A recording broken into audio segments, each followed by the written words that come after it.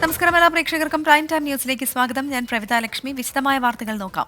കരുവന്നൂർ കള്ളപ്പണം വെളുപ്പിക്കൽ കേസിൽ സിപിഐഎമ്മിനെ കുരുക്കാൻ എൻഫോഴ്സ്മെന്റ് ഡയറക്ടറേറ്റ് പാർട്ടിക്കെതിരെ തെരഞ്ഞെടുപ്പ് കമ്മീഷനും റിസർവ് ബാങ്കിനും കേന്ദ്ര ധനമന്ത്രാലയത്തിനും കത്തു നൽകി. വിരട്ടാൻ നോക്കേണ്ട എന്ന് സംസ്ഥാന സെക്രട്ടറി എം വി ഗോവിന്ദൻ പ്രതികരിച്ചു. സിപിഐഎമ്മിനെതിരെ കോൺഗ്രസും ബിജെപിയും രംഗത്തെത്തി.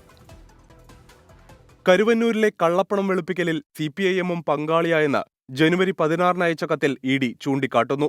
കേന്ദ്ര തെരഞ്ഞെടുപ്പ് കമ്മീഷൻ, റിസർവ് ബാങ്ക്, കേന്ദ്ര ധനമന്ത്രാലയത്തിലെ റവന്യൂ വിഭാഗം എന്നിവർക്കാണ് കത്ത്. കരുവന്നൂരിൽ സിപിഐഎമ്മിന് 5 അക്കൗണ്ടുകളുണ്ട്. കേരള സഹകരണ ചട്ടവും ബാങ്ക് നിയമാവലിയും മറികടന്നാണ് അക്കൗണ്ട് തുറന്നത്. ബാങ്ക് പ്രതിസന്ധിയിലാകും മുമ്പ് 90% പണവും സിപിഐഎം പിൻവലിച്ചു. 17 ഏരിയ കമ്മിറ്റികൾക്കായി 25 അക്കൗണ്ടുകൾ തൃശൂരിലെ വിവിധ സഹകരണ ബാങ്കുകളിലായി സിപിഐഎമ്മിനുണ്ടെന്നും കത്തിൽ പറയുന്നു. ഈ അക്കൗണ്ട് വിവരങ്ങൾ തെരഞ്ഞെടുപ്പ് കമ്മീഷന് നൽകിയ കണക്കിൽ ഇല്ലെന്നും ഇഡി ചൂണ്ടിക്കാട്ടി. സിപിഐഎമ്മിനെ വിരട്ടാൻ ഇഡി നോക്കേണ്ട എന്നാണ് എം വി ഗോവിന്ദന്റെ പ്രതികരണം. രഹസ്യ അക്കൗണ്ട് പിടിച്ചോട്ടെ, ഞങ്ങൾക്ക് ഭയമില്ലല്ലോ. കള്ളത്തരം പ്രചരിപ്പിച്ചിട്ട് കേജ്രിവാളിനെ പോലുള്ളവർ അറസ്റ്റ് ചെയ്യുന്ന ഇഡിക്ക്, അതുപോലെ തന്നെയുള്ള ഈ കേന്ദ്ര ഗവൺമെന്റിന് ആരെയാണ് അറസ്റ്റ് ചെയ്തത്? പ്രതികരണം പിന്നീടാകാമെന്ന് മുഖ്യമന്ത്രി പിണറായി വിജയൻ. ഞാൻ പറഞ്ഞു 10 മണി വരെയാണ് നമ്മൾ നടത്തുക എന്നുള്ളത്. ഇനി നിങ്ങളല്ലെങ്കിൽ നിങ്ങളെ പോലെയുള്ളവരെ ഞാൻ വേറെ കാണും. അപ്പൊ ഞാൻ പറഞ്ഞോളാം, ഇപ്പൊ നമ്മൾ അവസാനിപ്പിക്കുക. സിപിഐഎം ബിജെപി ചങ്ങാത്തം മറയ്ക്കാനുള്ള പ്രഹസനം മാത്രമാണ് ഇഡിയുടേതെന്ന് പ്രതിപക്ഷ നേതാവ് വി ഡി സതീശൻ. ഇനിയിപ്പോ തെരഞ്ഞെടുപ്പ് കാലത്ത് വല്ല സംഭവമുണ്ടാവുമെന്ന് എനിക്കറിയില്ല. തെരഞ്ഞെടുപ്പ് കാലത്ത് ഞങ്ങൾ സൗഹൃദത്തിലല്ല എന്ന് കാണിക്കാൻ വേണ്ടിയിട്ടുള്ള വല്ല പെർഫോമൻസും പ്രത്യേകമായി നടത്തിയാൽ മാത്രമേ ഉള്ളൂ. എം വി ഗോവിന്ദന് മറുപടിയുമായി കേന്ദ്ര സഹമന്ത്രി വി മുരളീധരൻ രംഗത്തെത്തി. പേടിയില്ലാത്തവരെന്തിനാ പേടിപ്പിക്കേണ്ടെന്ന് പറയേണ്ട കാര്യമില്ലല്ലോ, ധൈര്യമായിട്ടൊക്കെ നടന്നാൽ പോലെ. ധൈര്യമില്ലാത്തത് കൊണ്ടാണല്ലോ പേടിപ്പിക്കരുത് എന്ന് പറഞ്ഞുകൊണ്ടിരിക്കുന്നത്. ഇലക്ടറൽ ബോണ്ടിനെതിരായ നിയമ നടപടികളിലൂടെ സിപിഐഎം ഉണ്ടാക്കിയെടുത്ത പ്രതിച്ഛായയ്ക്ക് മങ്ങലേൽപ്പിക്കുകയാണ് ഇഡി നീക്കത്തിന് പിന്നിലെന്ന് ഇടത് നിരീക്ഷകർ വിലയിരുത്തുന്നു. News desk 24. കരുവന്നൂർ സഹകരണ ബാങ്ക് തട്ടിപ്പ് കേസിൽ തൃശൂർ സിപിഐഎം ജില്ലാ സെക്രട്ടറിക്ക് എൻഫോഴ്സ്മെന്റ് ഡയറക്ടറേറ്റ് വീണ്ടും സമൻസ് അയച്ചു. ബുധനാഴ്ച ചോദ്യം ചെയ്യലിന് ഹാജരാകാനാണ് ജില്ലാ സെക്രട്ടറി എം വർഗീസിനോട് ഇഡി ആവശ്യപ്പെട്ടത്. ഇതിനു മുൻപ് 3 തവണ എം വർഗീസിനെ ഇഡി ചോദ്യം ചെയ്തിട്ടുണ്ട്. സമൻസ് ലഭിച്ചിട്ടില്ല എന്ന് എം വർഗീസ് പ്രതികരിച്ചു. മസാല ബോണ്ട് കേസിൽ വെള്ളിയാഴ്ച വരെ തൽസ്ഥിതി തുടരാൻ ഹൈക്കോടതി നിർദ്ദേശിച്ചു. ഇഡി സമൻസ് ചോദ്യം ചെയ്ത് മുൻ ധനമന്ത്രി doctor T M Thomas Isaac നൽകിയ ഉപഹർജി വെള്ളിയാഴ്ച വീണ്ടും പരിഗണിക്കും. സമൻസ് സ്റ്റേ ചെയ്തതായി കണക്കാക്കാൻ അനുവദിക്കരുതെന്ന് ഇഡി ആവശ്യപ്പെട്ടു. വെള്ളിയാഴ്ച വരെ ഒന്നും സംഭവിക്കില്ലെന്ന് ഉറപ്പുവരുത്താനാണ് തൽസ്ഥിതി തുടരാൻ നിർദ്ദേശിച്ചതെന്നും കോടതി വ്യക്തമാക്കി. കടമെടുപ്പ് പരിധിയുമായി ബന്ധപ്പെട്ട കേസിൽ കേരളത്തിന് അടിയന്തര ഇടക്കാല ആശ്വാസമില്ല. സംസ്ഥാനം സമർപ്പിച്ച സ്യൂട്ട് ഹർജി സുപ്രീംകോടതി 5-അംഗ ഭരണഘടനാ ബെഞ്ചിന് വിട്ടു. കേരളവും കേന്ദ്രവും പലവട്ടം നടത്തിയ ചർച്ചകളിലും പ്രശ്നപരിഹാരമാകാത്തതിനെ തുടർന്നാണ് നടപടി. വിധിപ്പകർപ്പിൽ കേരളത്തിനെതിരെ ഗുരുതര പരാമർശമാണ് ഉള്ളത്. 15ാം ധനകാര്യ കമ്മീഷന്റെ കാലയളവിൽ 21,000 കോടി രൂപയുടെ വായ്പാ പരിധി സംസ്ഥാനത്തിന് കുറച്ചിരുന്നു. 14ാം ധനകാര്യ കമ്മീഷന്റെ ശുപാർശ കാലയളവിൽ സംസ്ഥാനത്തിന് അനുവദിച്ച ചില തുകകൾ അധികമായിരുന്നുവെന്ന് വ്യക്തമാക്കിയായിരുന്നു നടപടി. അടിയന്തരമായി 10,000 കോടി കടമെടുക്കാൻ അനുവദിക്കണമെന്നായിരുന്നു കേരളത്തിന്റെ സുപ്രീംകോടതിയിലെ ഇടക്കാല ആശ്വാസ അഭ്യർത്ഥന. അധിക വായ്പ എടുക്കാൻ അർഹതയുണ്ടെന്ന് ബോധ്യപ്പെടുത്താൻ സംസ്ഥാനത്തിനായില്ല എന്നതടക്കം ഗുരുതര പരാമർശങ്ങളാണ് സുപ്രീംകോടതി ഉത്തരവിലുള്ളത്. 13,608 കോടി രൂപ സംസ്ഥാനത്തിന് വിവിധ ഘട്ടങ്ങളിലായി ലഭിച്ചതായും സുപ്രീംകോടതി വ്യക്തമാക്കി. സംസ്ഥാനത്തിന് അനുകൂലമായി ഇടക്കാല ഉത്തരവ് പുറപ്പെടുവിച്ചാൽ അത് തെറ്റായ കീഴ്വഴക്കങ്ങൾക്ക് കാരണമാകും. അധിക വായ്പാ ബാധ്യതയുള്ള സംസ്ഥാനമാണ് കേരളമെന്നും സുപ്രീംകോടതി ചൂണ്ടിക്കാട്ടി. സംസ്ഥാനം കൂടുതൽ കടമെടുത്താൽ വരും വർഷങ്ങളിലെ കടമെടുപ്പിൽ കേന്ദ്ര സർക്കാരിന് കുറവ് വരുത്താം എന്നാണ് തങ്ങളുടെ പ്രാഥമിക വിലയിരുത്തലെന്നും സുപ്രീംകോടതി പറഞ്ഞു. ഇതു സംബന്ധിച്ച് ഭരണഘടനയുടെ 293 അനുച്ഛേദം ഇതുവരെ സുപ്രീംകോടതിയുടെ വിശദമായ പരിശോധനയ്ക്ക് വിധേയമാക്കിയിട്ടില്ല. വിശാല ബെഞ്ച് അത് പരിഗണിക്കുന്നതാകും ഉചിതമെന്ന് സുപ്രീംകോടതി വ്യക്തമാക്കി. അതേസമയം സുപ്രീംകോടതി വിധി തിരിച്ചടിയല്ലെന്നാണ് സംസ്ഥാന ധനമന്ത്രിയുടെ വിലയിരുത്തൽ. കേരളം പോലെ ഇന്ത്യയിലെ വിവിധ സംസ്ഥാനങ്ങൾക്ക് ധനകാര്യ കാര്യങ്ങളിൽ, സാമ്പത്തിക കാര്യങ്ങളിൽ ഫെഡറലിസത്തിന്റെ അംശത്തിൽ നേരിടുന്ന പ്രശ്നങ്ങളെ സംബന്ധിച്ച് ഭരണഘടനാ ബെഞ്ച് തന്നെ പരിശോധിക്കണമെന്ന് സുപ്രീംകോടതി പറഞ്ഞു എന്നുള്ളത് വളരെ പോസിറ്റീവായ കാര്യമാണ്. 5-അംഗ ഭരണഘടനാ ബെഞ്ചാകും കേസ് ഇനി പരിഗണിക്കുക.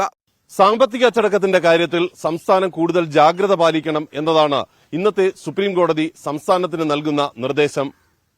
ഈ നിർദ്ദേശം സംസ്ഥാനത്തിന് അടുത്ത സാമ്പത്തിക വർഷത്തിലടക്കം നൽകുന്ന ബാധ്യത വലുതായിരിക്കുകയും ചെയ്യും.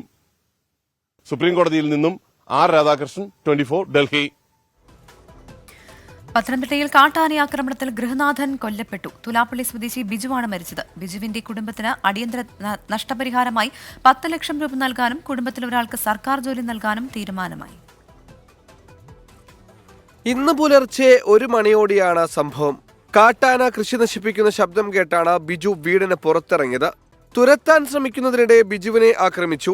അത് ലൈറ്റടി കണ്ടപ്പോഴത്തേന് ലൈറ്റിന് നേരെ വന്നു കളഞ്ഞു. ഓടി മാറാൻ പറ്റിയില്ല. വന്ന് പുറമോട്ട് വന്നപ്പോഴത്തേന് ഇത് എളുപ്പം വന്നു. സംഭവത്തിന് പിന്നാലെ വനം വകുപ്പിനെതിരെ രൂക്ഷ വിമർശനവുമായി നാട്ടുകാർ രംഗത്തെത്തി. കണമല ഫോറസ്റ്റ് സ്റ്റേഷന് മുന്നിൽ ആന്റോയുടെ നേതൃത്വത്തിൽ കുത്തിയിരുന്ന് പ്രതിഷേധിച്ചു. നേരിയ സംഘർഷവും ഉണ്ടായി.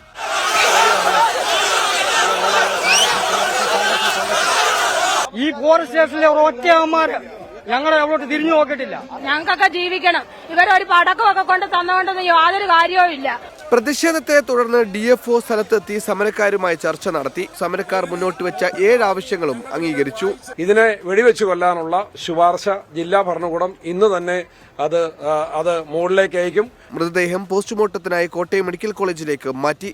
വിദേശത്തുള്ള മക്കൾ എത്തിയ ശേഷം മൃതദേഹം സംസ്കരിക്കും. 24 പത്തനംതിട്ട. അതിരപ്പള്ളിയിൽ വീണ്ടും കാട്ടാന ആക്രമണം. പ്ലാന്റേഷൻ 1-ാം ബ്ലോക്കിലെ സെന്റ് സെബാസ്റ്റ്യൻ പള്ളിയുടെ വാതിൽ തകർത്തു. പത്തനംതിട്ട കടമ്പനാട്ട് 2 പേരെ കാട്ടുപന്നി ആക്രമിച്ചു. അട്ടപ്പാടി അഗളിയിൽ പശുക്കുട്ടിയെ പുലി കൊലപ്പെടുത്തി.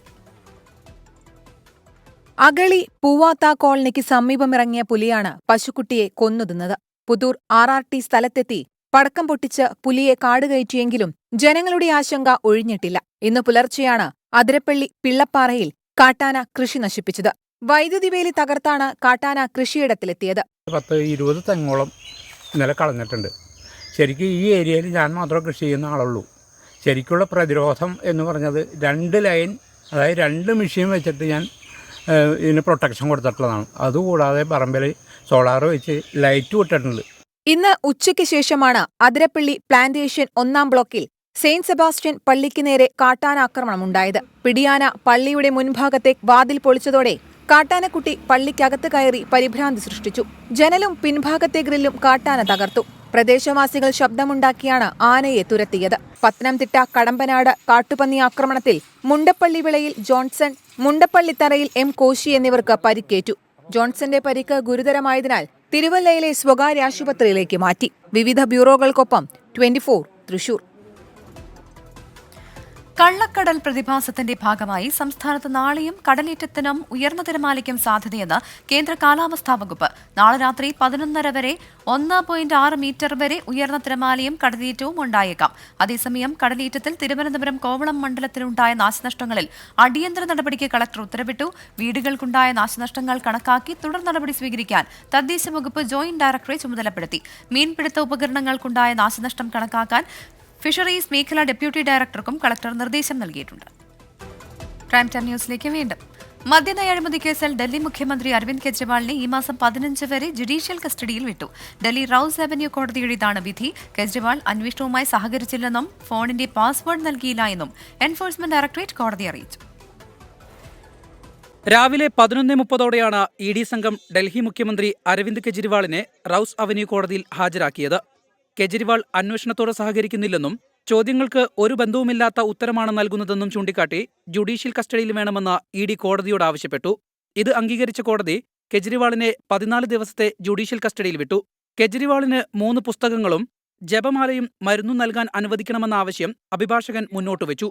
ED നടപടിയിൽ ഡൽഹിയിലെ ജനങ്ങൾ കൃത്യമായി മറുപടി നൽകുമെന്ന് സുനിത കെജ്രിവാൾ പ്രതികരിച്ചു. വൈകിട്ട് 4 മണിയോടെ തിഹാർ ജയിലിൽ എത്തിച്ച കെജ്രിവാളിനെ ജയിൽ നമ്പർ 2-ലാണ് പാർപ്പിക്കുന്നത്. തിഹാർ ജയിലിന് മുന്നിൽ ആം ആദ്മി പ്രവർത്തകർ പ്രതിഷേധിച്ചിരുന്നു. അന്വേഷണത്തിന്റെ ഏതെങ്കിലും ഘട്ടത്തിൽ ആവശ്യമെങ്കിൽ കെജ്രിവാളിനെ ചോദ്യം ചെയ്യാൻ അനുമതി തേടാമെന്നും ED കോടതിയെ അറിയിച്ചു. ജുഡീഷ്യൽ കസ്റ്റഡിയിൽ കഴിയുന്ന കെജ്രിവാളിനെ CBI കസ്റ്റഡിയിൽ ആവശ്യപ്പെട്ടേക്കും എന്നാണ് ലഭിക്കുന്ന വിവരം. 24 ഡൽഹി. ലോക്സഭാ തെരഞ്ഞെടുപ്പ് വാർത്തകൾ.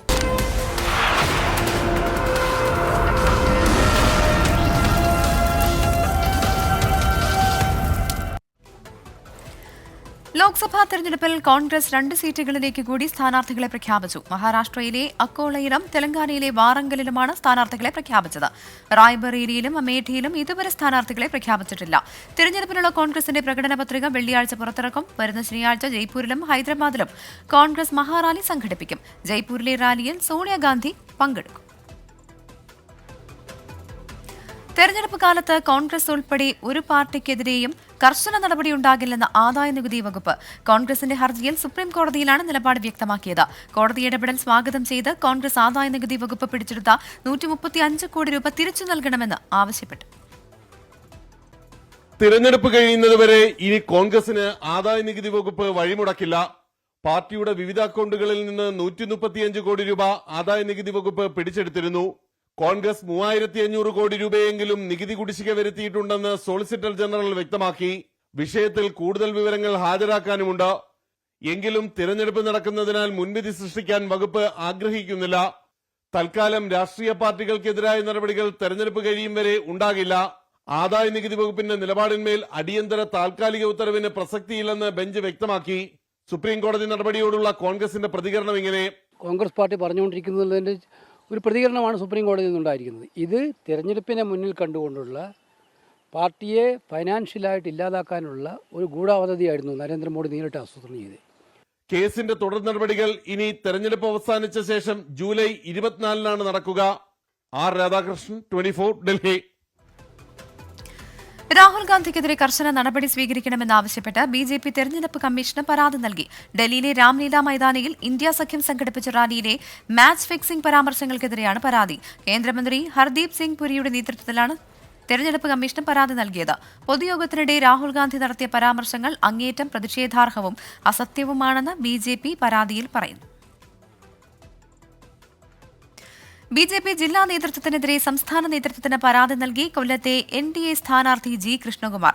തന്റെ പോസ്റ്റർ വിതരണം ചെയ്യുന്നില്ല എന്നും പ്രചാരണ രംഗത്ത് ജില്ലാ നേതൃത്വം നിസ്സഹകരണം കാട്ടുകയാണെന്നുമാണ് സ്ഥാനാർത്ഥിയുടെ പരാതി. പരാതിക്ക് പിന്നാലെ RSS ഇടപെട്ട് പ്രവർത്തനങ്ങൾ ഏകോപിപ്പിക്കാൻ സംവിധാനമൊരുക്കി. BJP ജില്ലാ നേതൃത്വത്തെ ഞെട്ടിച്ചാണ് കൃഷ്ണകുമാർ കൊല്ലത്ത് സ്ഥാനാർത്ഥിയായി എത്തുന്നത്. ഇതോടെ തുടങ്ങിയതാണ് ജില്ലാ നേതൃത്വത്തിന്റെ നിസ്സംഗത. സ്ഥാനാർത്ഥി നിർണയം വൈകിയതിനാൽ പോസ്റ്ററുകൾ അച്ചടിക്കാൻ താമസം ഉണ്ടെന്നായിരുന്നു തുടക്കത്തിൽ ജില്ലാ നേതൃത്വത്തിന്റെ വാദം. ഇതോടെ കൃഷ്ണകുമാർ സ്വന്തമായി പോസ്റ്ററുകൾ തയ്യാറാക്കി. എന്നാൽ ഇത് വിതരണം ചെയ്യാൻ ജില്ലാ നേതൃത്വം തയ്യാറായില്ല. പുതിയ പ്രിന്റിംഗ് ഓർഡറുകൾ നൽകിയതുമില്ല.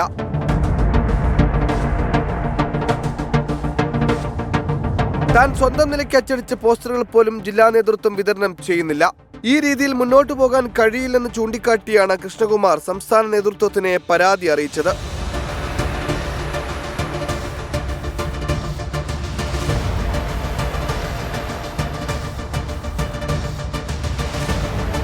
പരാതി ബോധ്യപ്പെട്ട RSS കൊല്ലത്തെ ജില്ലാ നേതൃത്വത്തെ കൊണ്ട് പണിയെടുപ്പിക്കാനായി സംയോജകനെ ചുമതലപ്പെടുത്തി. BJP മത്സരിക്കുന്ന കൊല്ലം മണ്ഡലത്തിൽ മാത്രമാണ് ഇത്തരത്തിൽ പ്രത്യേകയാളെ ചുമതലപ്പെടുത്തിയിരിക്കുന്നത്. ജില്ലാ പ്രസിഡന്റ് ആയിരിക്കും സ്ഥാനാർത്ഥിയാവുക എന്നായിരുന്നു വിവരം. ഇതിനെ വെട്ടിയാണ് പാർട്ടി നേതൃത്വം നടൻ കൂടിയായ കൃഷ്ണകുമാറിനെ സ്ഥാനാർത്ഥിയാക്കിയത്. ഇതിലുള്ള അതൃപ്തിയാണ് ജില്ലാ നേതൃത്വത്തിന്റെ നിസ്സംഗതയ്ക്ക് കാരണമെന്നാണ് വിവരം. മോദി ഗ്യാരണ്ടി ഉയർത്തിപ്പിടിച്ച് കടുത്ത ചൂടിലും മണ്ഡലത്തിൽ സജീവമാകാൻ കൃഷ്ണകുമാർ ശ്രമിക്കുമ്പോഴാണ് സ്വന്തം പാർട്ടിക്കാർ തന്നെ കൃഷ്ണകുമാറിനെ കാലുവാരാൻ ശ്രമിക്കുന്നത്. കൊല്ലത്തുനിന്ന് അരുൺ രാജ്, 24. ഡൽഹിയിലെ ഇന്ത്യ മുന്നണി റാലിക്ക് പിന്നാലെ കോൺഗ്രസിനെ വിമർശിച്ച മുഖ്യമന്ത്രി പിണറായി വിജയൻ. മണിപ്പൂർ കലാപം ഉൾപ്പെടെ സുപ്രധാന പ്രശ്നങ്ങളിൽ രാഹുൽ എന്ത് നിലപാടാണ് എടുത്തിട്ടുള്ളതെന്ന് മുഖ്യമന്ത്രി ചോദിച്ചു. കലാപഭൂമിയിൽ രാഹുൽ ഗാന്ധി നേരിട്ടെത്തിയ കാര്യം മുഖ്യമന്ത്രിക്ക് അറിയില്ലേ എന്നായിരുന്നു പ്രതിപക്ഷ നേതാവിന്റെ മറുചോദ്യം. ഇന്ത്യ സഖ്യത്തെ K. സുരേന്ദ്രൻ പരിഹസിച്ചു. ജനാധിപത്യത്തെ തകർക്കാനാണ് BJPയുടെ ശ്രമമെന്ന് വിമർശിച്ച മുഖ്യമന്ത്രി കോൺഗ്രസിന് പല വിഷയങ്ങളിലും നിലപാടില്ലെന്ന് കുറ്റപ്പെടുത്തി. മണിപ്പൂർ വിഷയത്തിൽ ഇടപെട്ടതിന് രാജ്യദ്രോഹ കുറ്റം ചുമത്തപ്പെട്ട ആനി രാജയ്ക്കെതിരെ വയനാട്ടിൽ മത്സരിക്കുമ്പോൾ രാഹുൽ ഗാന്ധി എന്ത് സന്ദേശമാണ് നൽകുന്നത് എന്ന് ചോദ്യം. കോൺഗ്രസിന്റെ വളരെ പ്രധാനപ്പെട്ട നേതാവ് രാഹുൽ ഗാന്ധിയെ അത്തരം സംഭവങ്ങളിൽ കാണാൻ കഴിയുന്നുണ്ടോ? പൗരത്വ ഭേദഗതി മതനിരപേക്ഷത തകർക്കാനുള്ള RSS അജണ്ടയെന്ന് മുഖ്യമന്ത്രി വിമർശിച്ചു. അസമിൽ പൗരത്വ രജിസ്റ്റർ നടപ്പാക്കിയപ്പോൾ 19 ലക്ഷം പേർക്ക് പൗരത്വം നഷ്ടമായി. വിഷയത്തിൽ കോൺഗ്രസിന് വ്യക്തമായ നിലപാടില്ലെന്നും മുഖ്യമന്ത്രി കുറ്റപ്പെടുത്തി. മറുപടിയുമായി പ്രതിപക്ഷ നേതാവ് VD സതീശൻ. വെടിയൊച്ചകൾ മുഴങ്ങുന്ന മണിപ്പൂരിലെ തെരുവുകളിലൂടെ പോയി അവിടുത്തെ സ്ത്രീകളെയും കുഞ്ഞുങ്ങളെയും ക്യാമ്പുകളിൽ പോയി ആശ്വസിപ്പിച്ച ആളല്ലേ രാഹുൽ ഗാന്ധി. അത് അറിഞ്ഞിട്ടില്ല ഇദ്ദേഹം. ഇന്ത്യ സഖ്യം പരിഹാസ്യമെന്ന് K. സുരേന്ദ്രൻ. ദില്ലിയിൽ കെട്ടിപ്പിടുത്തവും വയനാട്ടിൽ മത്സരവും എങ്ങനെയാണ് സാധ്യമാവുന്നത്? വളരെ വിചിത്രമായ ഒരു മത്സരമാണ് വയനാട്ടിൽ നടക്കുന്നത്. രാഹുൽ ഗാന്ധി ഈ മാസം 3-ന് വയനാട്ടിലെത്തും. 24, കോഴിക്കോട്. പത്തനംതിട്ടയിൽ അനിൽ ആന്റണിക്കെതിരെ തെരഞ്ഞെടുപ്പ് പ്രചാരണത്തിന് ഇറങ്ങുമെന്ന് ഉമ്മൻചാണ്ടിയുടെ കുടുംബം. അനിൽ ആന്റണിയുമായി വ്യക്തിപരമായി അടുപ്പമുണ്ടെങ്കിലും ആശയപരമായി എതിർക്കുമെന്ന് ഉമ്മൻചാണ്ടിയുടെ ഭാര്യ മറിയാമ്മ ഉമ്മൻ പ്രതികരിച്ചു. തന്റെ 3 മക്കളും ഒരിക്കലും BJP-യിൽ പോകില്ലെന്നും മറിയാമ്മ ഉമ്മൻ പറഞ്ഞു. അനിൽ ആന്റണി NDA സ്ഥാനാർത്ഥിയായി മത്സരിക്കുന്ന പത്തനംതിട്ട ഒഴികെയുള്ള മണ്ഡലങ്ങളിൽ ഉമ്മൻചാണ്ടിയുടെ കുടുംബം തിരഞ്ഞെടുപ്പ് പ്രചാരണത്തിനിറങ്ങുമെന്ന വാർത്തകൾക്ക് പിന്നാലെയാണ് മറിയാമ്മ ഉമ്മൻ നിലപാട് വ്യക്തമാക്കിയത്. അനിൽ ആന്റണി മകനെ പോലെയാണെന്നും എന്നാൽ ആശയപരമായി എതിർക്കുമെന്നും മറിയാമ്മ ഉമ്മൻ. പത്തനംതിട്ട പ്രചരണത്തിന് പോകണമെന്നുള്ളതാണ് ആഗ്രഹം. ഇങ്ങനൊരു എന്ന് വെച്ച് നമുക്ക് ഇന്ത്യ മുന്നണി, കോൺഗ്രസ്, UDF ജയിക്കണം. അല്ലാതെ അതിനകത്തൊരു വ്യക്തിപരമായൊരു സംഘർഷമൊന്നുമില്ല മക്കളെ. അതിൻ്റെ അകത്ത് അങ്ങനത്തെ ഒരു സംഘർഷമൊന്നുമില്ല. എനിക്ക് അതിൽ ചടിമനം പോലെ തന്നെയാണ്. തന്റെ മക്കൾ BJP-യിലേക്ക് പോകുമെന്ന പ്രചാരണം വിഷമമുണ്ടാക്കിയെന്നും ഒരാളും BJP-യിലേക്ക് പോകില്ലെന്നും മറിയാമ്മ ഉമ്മൻ. ഇന്നലെ ഞാൻ അറിയുന്നത് എനിക്ക് വ്യക്തിപരമായിട്ട് എൻ്റെ കുഞ്ഞുങ്ങളെ അവൻ്റെ ആദർശത്തിന് വേണ്ടി അവൻ്റെ അപ്പൻ എല്ലാം ത്യജിച്ചിട്ടേ ഉള്ളൂ. അവൻ ഈ നാളുകളൊന്നും അതിനപ്പുറമായിട്ടൊന്നും അവന് കിട്ടേണ്ടി പോലും കിട്ടിയിട്ടില്ല.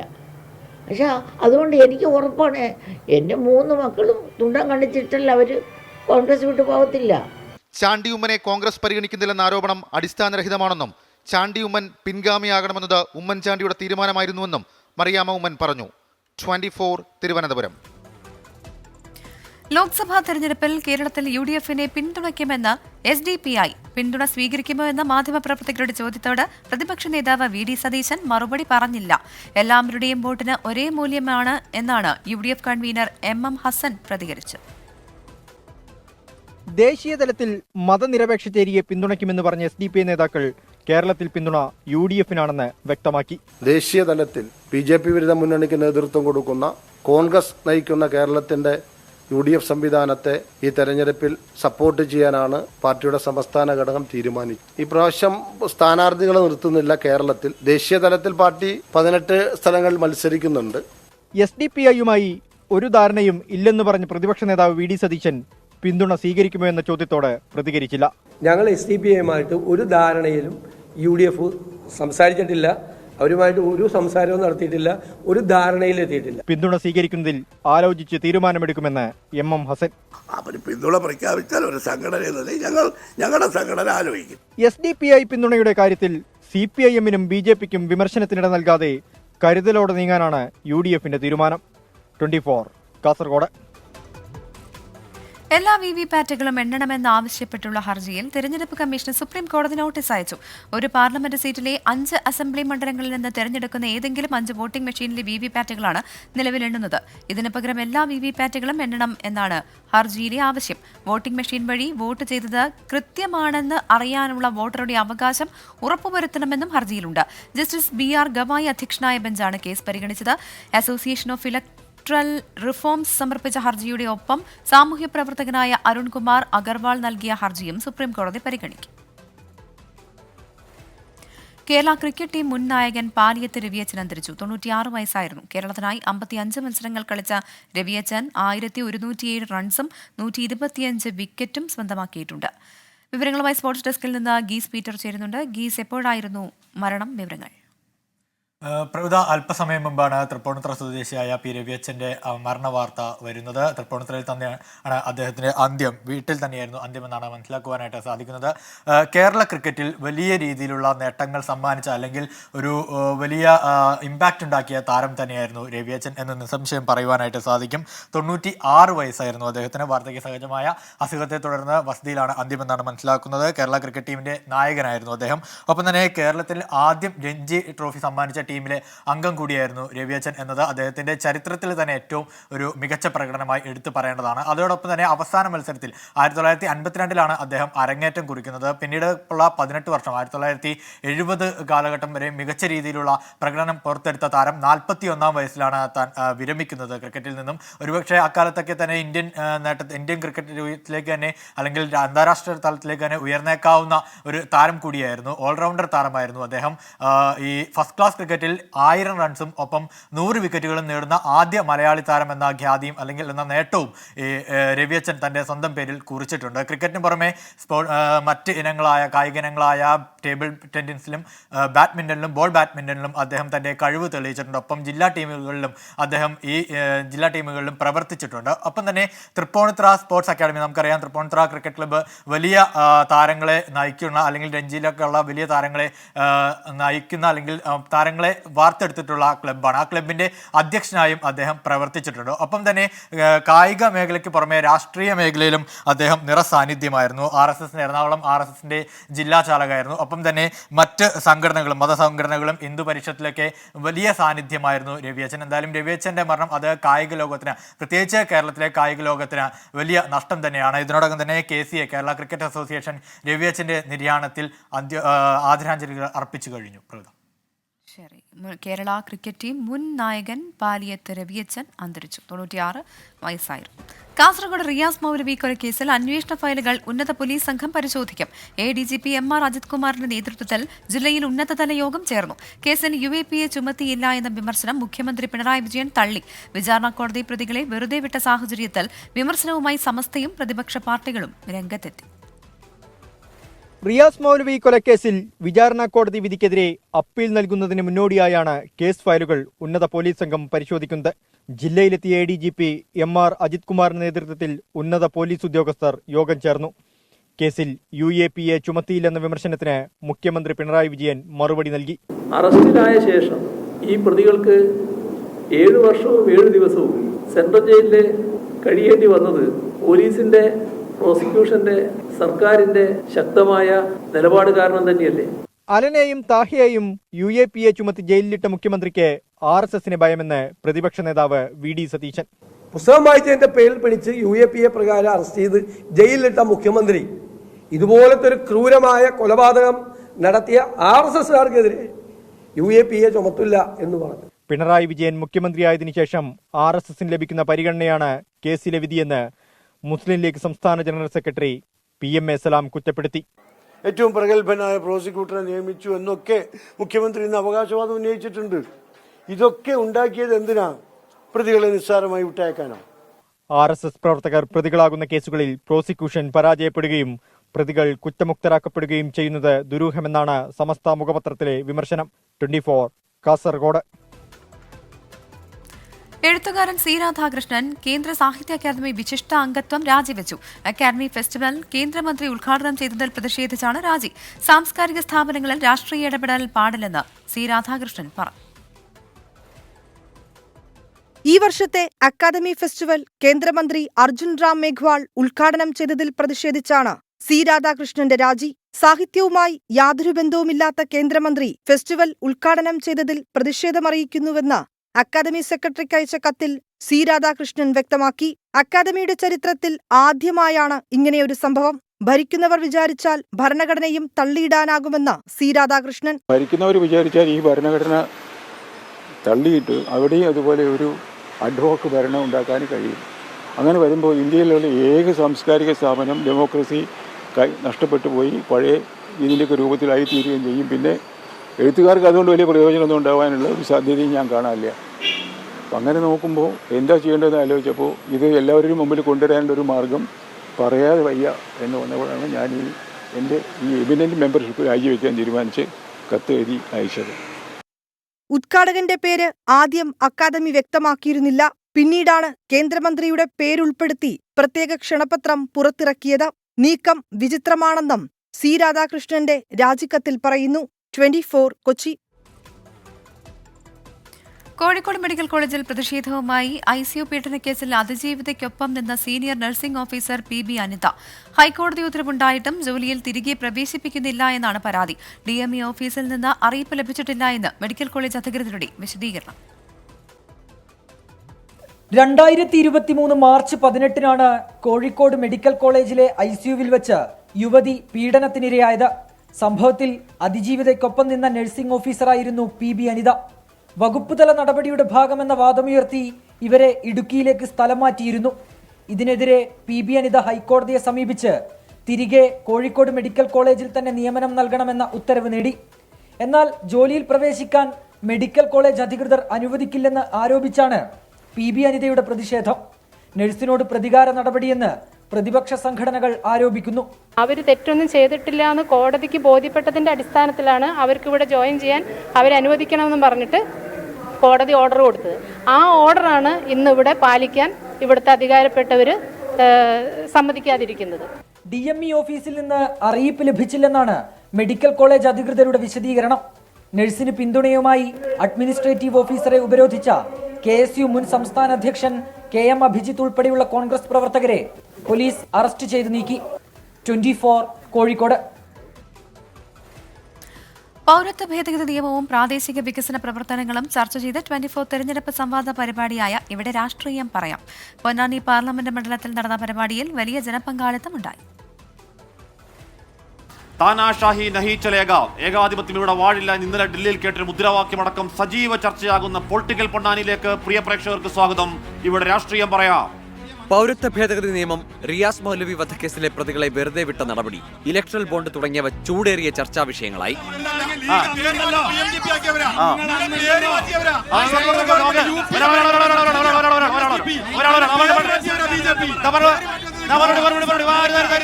CAA വിരുദ്ധ സമരങ്ങളിൽ UP കഴിഞ്ഞാൽ ഏറ്റവും കൂടുതൽ കേസെടുത്തത് കേരളത്തിലാണെന്ന് UDF പ്രതിനിധി PK നവാസിന്റെ വിമർശനം. നമ്മുടെ UP യോഗി ആദിത്യനാഥിന്റെ UP അവിടെയാണ് CAAക്കെതിരെ ഏറ്റവും കൂടുതൽ കേസെടുത്തത്. രണ്ടാമത് എവിടെയെന്നറിയോ? പിണറായി വിജയൻ ഭരിക്കുന്ന കേരളത്തിൽ ഏറ്റവും കൂടുതൽ കേസുകൾ രണ്ടാമത്തെ സ്റ്റേറ്റ്.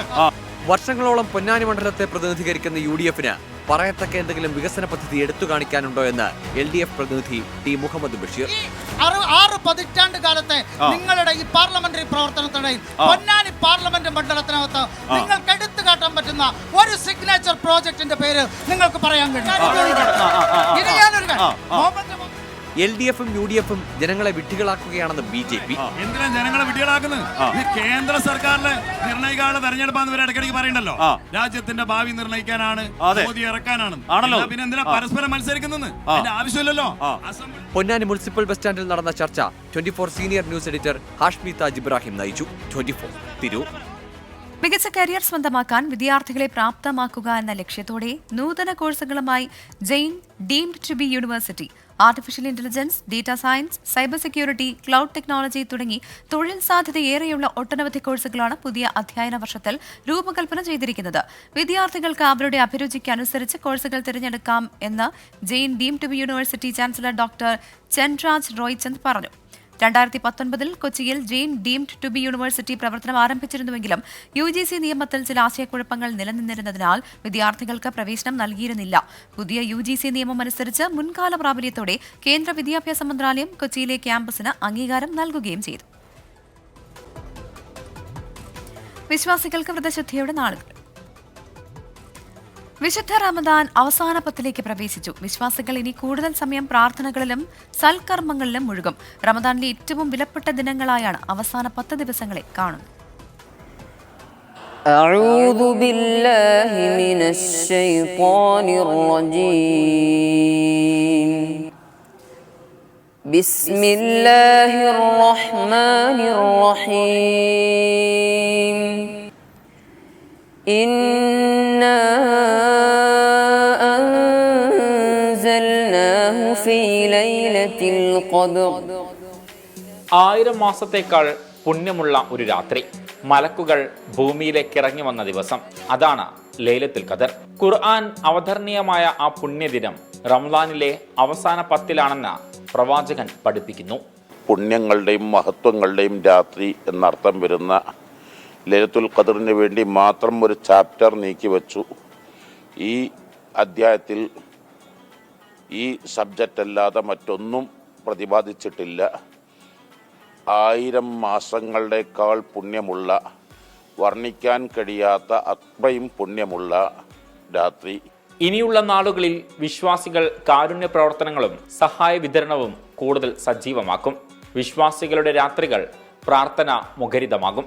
റംസാനിലെ ആദ്യ 10 അനുഗ്രഹത്തിൻ്റെതും, രണ്ടാമത്തെ 10 പാപമോചനത്തിൻ്റെതും, മൂന്നാമത്തെ 10 നരകമോചനത്തിൻ്റെതുമാണ്.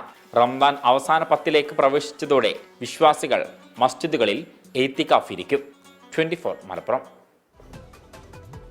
നോക്കാം നാളത്തെ നോമ്പുതുറ സമയം. അൽ മുക്താദിർ ഗോൾഡൻ ഡയമണ്ട്സ് നോമ്പുതുറ സമയം സമർപ്പിക്കുന്നത് എല്ലാ ആഭരണങ്ങളും ഇപ്പോൾ പണിക്കൂലിയില്ലാതെ വാങ്ങാം. അൽ മുക്താദിർ ജ്വല്ലേഴ്സ്.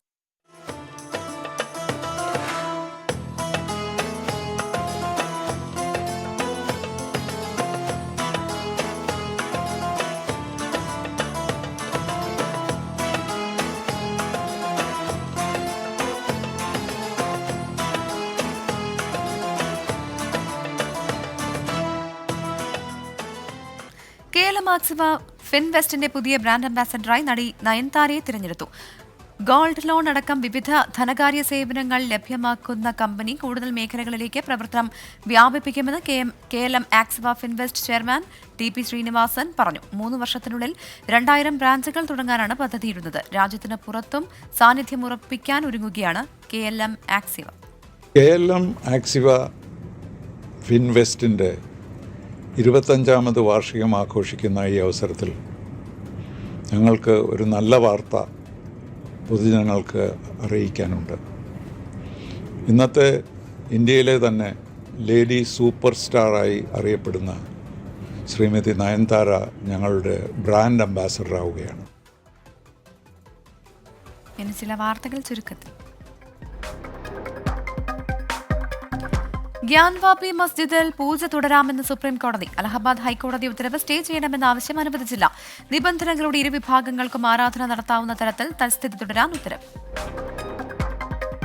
തിരുവനന്തപുരം ആറ്റിങ്ങലിൽ ഷോപ്പിംഗ് സെന്ററിൽ തീപിടുത്തം. ബഡാ ബസാർ എന്ന സ്ഥാപനത്തിന്റെ ഗോഡൌണിലാണ് തീപിടുത്തമുണ്ടായത്. ആറ്റിങ്ങൽ ഫയർഫോഴ്സ് എത്തി തീയണച്ചു.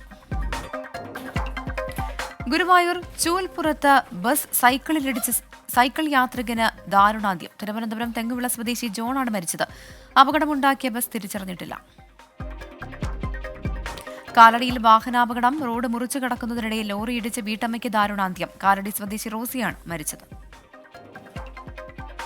IPL മുംബൈ ഇന്ത്യൻസിന് 3ാം തോൽവി. 126 റൺസ് വിജയലക്ഷ്യം. രാജസ്ഥാൻ റോയൽസ് 6 വിക്കറ്റ് ബാക്കി നിൽക്കെ മറികടന്നു. പുറത്താകാതെ 54 റൺസ് എടുത്ത റിയാൻ പരാഗാണ് രാജസ്ഥാന്റെ വിജയശില്പി. പ്രൈം ടൈം ന്യൂസ് പൂർണ്ണമാകുന്നു. Good night.